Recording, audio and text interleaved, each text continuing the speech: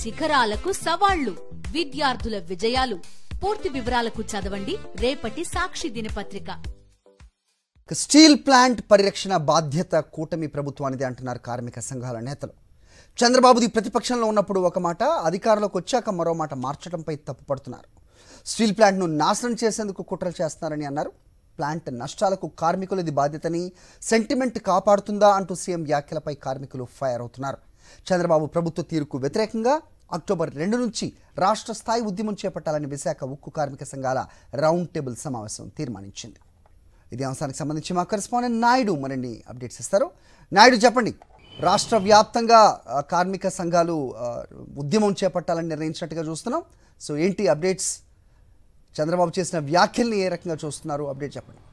హరి, ప్రత్యేక హోదా మీద సీఎం చంద్రబాబు నాయుడు ఏ విధంగా మాట మార్చారో స్టీల్ ప్లాంట్ మీద కూడా అదే తరహాలో మాట మార్చారని చెప్పి కార్మిక సంఘాల నేతలు తీవ్ర స్థాయిలో మండిపడుతున్నారు. ఎన్నికలకు ముందు స్టీల్ ప్లాంట్ను కాపాడే బాధ్యత నాది, స్టీల్ ప్లాంట్ను కాపాడుకుంటాము, ప్రైవేటీకరణ జరగకుండా అడ్డుకునే బాధ్యత మాది అంటూ ప్రధానమంత్రి నరేంద్ర మోడీని కూడా ఒప్పిస్తామని ఎన్నికలకు ముందు కార్మిక సంఘాల నేతలకు హామీ ఇచ్చారు. అంతేకాకుండా స్టీల్ ప్లాంట్ దగ్గరికి వెళ్ళి స్వయంగా వారితో మాట్లాడడం జరిగింది.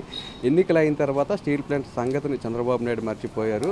చంద్రబాబు నాయుడు 2 రోజుల క్రితం మాట్లాడుతూ దేశంలో ఉన్న ప్రైవేటు స్టీల్ ప్లాంట్లన్నీ కూడా లాభాల బాటలో నడుస్తుంటే విశాఖపట్నంలో ఉన్న స్టీల్ ప్లాంట్ మాత్రం ఎందుకు నష్టాల బాట పడుతుంది, కార్మికులు ఆలోచించుకోవాలన్నారు. అంతేకాకుండా విశాఖ స్టీల్ ప్లాంట్ను పదే పదే సెంటిమెంట్ అంటూ కూడా మాట్లాడొద్దని కూడా ఆయన మాట్లాడడం జరిగింది. దీంతో కార్మికులంతా కూడా తమ అసంతృప్తిని వ్యక్తం చేస్తున్నారు. చంద్రబాబు నాయుడు మాటలను బట్టి విశాఖ స్టీల్ ప్లాంట్ మీద యూటర్న్ తీసుకున్నారనే అభిప్రాయం అయితే తమకి కలుగుతుందనే అభిప్రాయాన్ని వ్యక్తం చేస్తున్నారు. అంతేకాకుండా కూటమి ప్రభుత్వ వైఖరిని నిరసిస్తూ రాష్ట్ర వ్యాప్తంగా కూడా ఉద్యమాలకు పిలుపునిచ్చారు. అక్టోబర్ 2వ తేదీ నుంచి 4వ తేదీ వరకు రాష్ట్ర వ్యాప్తంగా అనేక రూపాల ఉద్యమాలు చేయాలని నిర్ణయించారు. రాస్తారోకోలు, ధర్నాలు, అలాగే కాలేజీ విద్యార్థులను కలుపుకొని యూనివర్సిటీల్లోని కాలేజీల్లోని కూడా ఈ నిరసన కార్యక్రమాలను చేపట్టాలని నిర్ణయం తీసుకున్నారు. అంతేకాకుండా 2వ తారీఖున కార్మికులంతా కలిపి రోడ్లపైకి రావాలని, 3వ తేదీన రైతు సంఘాల నాయకులంతా కూడా స్టీల్ ప్లాంట్ మద్దతుగా ఉద్యమం చేయాలని, 4వ తేదీన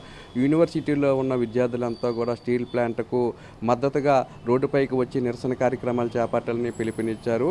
చంద్రబాబు నాయుడు ఎన్నికలకు ముందు ఏదైతే ఒక మాటను ఇచ్చారో ఆ మాటను నిలబెట్టుకోవాల్సిన బాధ్యత ఆయనపైనే ఉందంటున్నారు. ఎందుకంటే కోట్లాది మంది సెంటిమెంట్తో సాధించుకున్న విశాఖ స్టీల్ ప్లాంటు ప్రైవేటీకరణ జరగకుండా అడ్డుకుంటారా, లేదంటే పారిశ్రామికవేత్తల పక్షాన కేంద్ర ప్రభుత్వం పక్షాన నిలబడతారా అంటూ కూడా కార్మికులు ప్రశ్నిస్తున్నారు. ఇచ్చిన మాట నిలబెట్టుకునే బాధ్యత వారి మీద ఉంది. అలాగే కేంద్ర ప్రభుత్వం మీద కూడా ఒత్తిడి తేవాలి. ఎందుకంటే 32 మంది ప్రాణత్యాగంతో విశాఖ స్టీల్ ప్లాంట్ను ఏర్పాటు చేసుకున్నామని, అటువంటి స్టీల్ ప్లాంట్ ప్రైవేటీకరణ జరుగుతుందంటే తాము చూస్తూ ఊరుకోమని చంద్రబాబు నాయుడుతో పాటు పవన్ కళ్యాణ్ కూడా ఎన్నికలకు ముందు ఇదే రకమైన హామీని ఇచ్చారు. విశాఖ స్టీల్ ప్లాంట్ను ప్రైవేటీకరణ చేసే దిశగా కేంద్ర ప్రభుత్వం అడుగులు వేస్తుంటే ఎందుకు ఇద్దరు నాయకులు కూడా కేంద్ర ప్రభుత్వం మీద ఒత్తిడి తేలేకపోతున్నారు అంటున్నారు.